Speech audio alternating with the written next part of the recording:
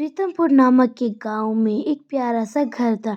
उस घर में एक बेटी और दो पति पत्नी रहते थे। बेटी का नाम दिव्या और माता पिता का नाम किरण और विजय था। विजय काफ़ी ईमानदार था और वह एक आर्मी ऑफिसर था, इसलिए वह दिल्ली में रहता था। उसकी माँ अपनी बेटी दिव्या को काफ़ी प्यार करती थी। दिव्या स्कूल में हमेशा प्रथम आया करती थी, इसलिए उसकी माँ किरण उसे काफ़ी ज़्यादा माना करती थी। किरण हमेशा दिव्या की मनपसंदीदा चीज़ें बनाती थी। दिव्या ने आज के दिन काफ़ी अच्छे नंबरों से पास किया था, इसलिए माँ ने उसके लिए काफ़ी सारी चीज़ें बनाई थी, जिसमें कि तंदूरी चिकन, दाल फ्राई, सलाद, पूरी, सब्जी सभी कुछ था। सभी दिव्या का फेवरेट था।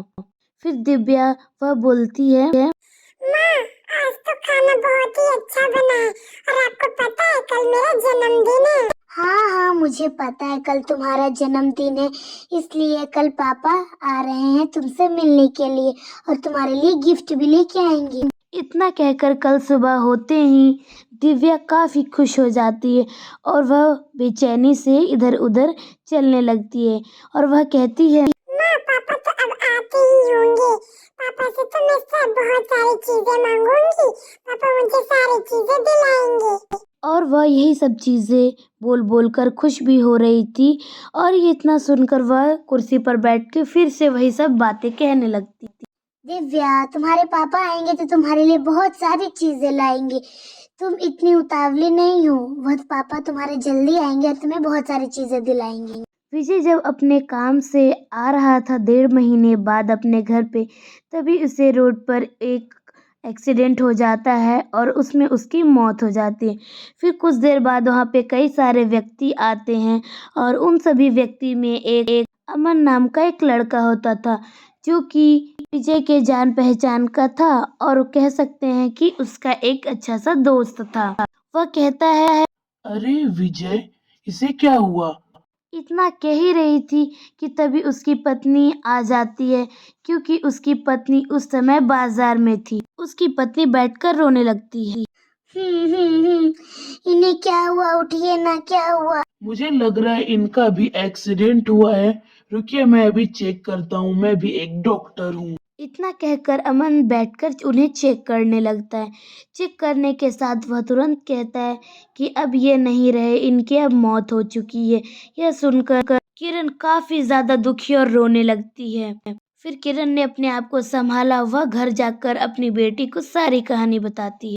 माँ, क्या हुआ? तुम रो क्यों रही हो? माँ, बताओ ना। वो बेटा, तुम्हारे पिता कार एक्सीडेंट में उनकी हत्या हो गई, इसलिए अब वह नहीं रहे इस दुनिया में। वह सभी कहानी बता ही रही थी, तभी दिव्या इधर उधर देखती है और फूट फूट कर रोने लगती है।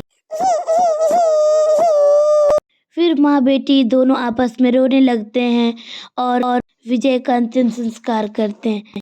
फिर किरण अपने रोज के खर्चे के लिए एक पार्क में अपना काम ढूंढ लेती है और वहाँ पे रोज झाड़ू लगाती है। उनके दिनों पर दिन उनके हालत खराब हो चुकी थी और उनके घर में पैसे की काफी कमी हो गई थी। कुछ दिन बाद दिव्या अपने स्कूल के काम से कुछ चीजें लाने के लिए दुकान पे जा रही थी। माँ, मैं कुछ देर में आ जाऊंगी, अब अपना ख्याल रखना। इतना वह कहकर चली जाती है। तभी वहां पे एक सेठ मुन्ना लाल आता है, जो कि जाना मानी जौहरी था। वह चिल्लाते चिल्लाते आता है और कहता है, विजय विजय विजय। क्या हुआ? आप कौन हैं? और ऐसे विजय विजय क्यों चिल्ला रहे हैं? उनकी तो 1 महीने पहले ही हत्या हो चुकी है। विजय ने मुझसे 1 साल पहले 1 लाख रुपए लिया था कुछ काम के लिए, और उसने अभी तक मुझे लौटाए नहीं हैं और मुझे अब उन पैसों की कमी हो रही है और मुझे उन पैसों की ज़रूरत है। इसलिए मैं आपको 1 महीने का मोहलत देता हूँ। मुझे 1 महीने में पूरे 1 लाख रुपए चाहिए। किरण फिर चिंता में डूबकर बैठकर कुछ सोचने लगती है। फिर वह रोज की तरह अपने काम करने लगती है, झाड़ू पोछा। वही करते करते 1 महीने कब बीत जाते पता ही नहीं चलता। फिर कोई 1 महीने बाद फिर से मुन्ना लाल आता है और कहता है, चलो 1 महीने हो गए, अब मेरे पैसे वापस करो। मुन्ना लाल जी, हमारे घर में तो खाने के भी लाले पड़े हैं, हम आपके 1 लाख रुपए कैसे लौटाएं?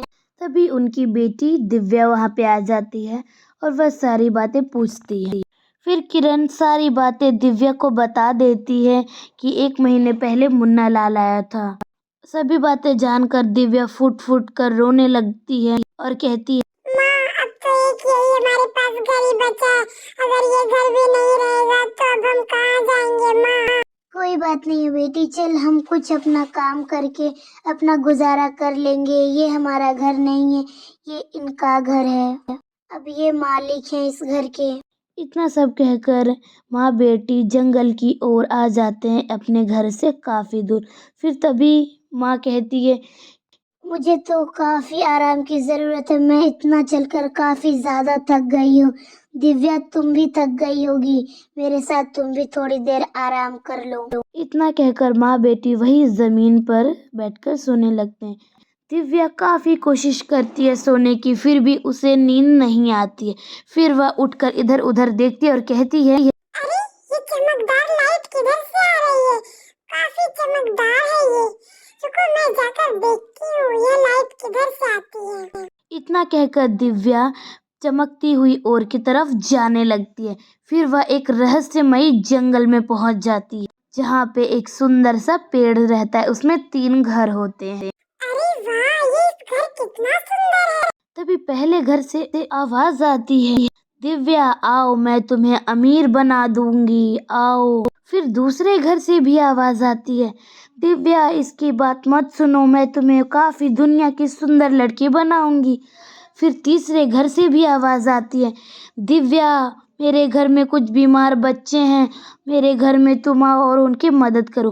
फिर दिव्या कहती है, मैं बीमार बच्चों के पास जाती हूँ। इतना कहकर जब वह तीसरे घर में जाती है तो वह घर एक सुंदर सा आलीशान घर होता है। अरे, तीसरे पेड़ ने तो कहा था कि इस घर में बीमार बच्चे हैं, मुझे तो कोई बच्चा दिख नहीं रहा। तभी दिव्या समझ जाती है कि ये मेरी ईमानदारी का प्रमाण है, इसलिए मुझे एक सुंदर सा घर फिर से रहने के लिए मिल गया। तभी वहाँ पे उसकी माँ भी आ जाती है और वे दोनों आपस में बातें करने लगते हैं कि ये कैसे और कब हुआ। तो दिव्या सारी बातें बताती है। फिर वह माँ बेटी काफ़ी खुश होते हैं क्योंकि दिव्या काफ़ी ईमानदार थी और उनकी ईमानदारी की वजह से आज उनका घर फिर से वापस मिल गया और बल्कि उनके घर से सुंदर एक नया घर मिल गया।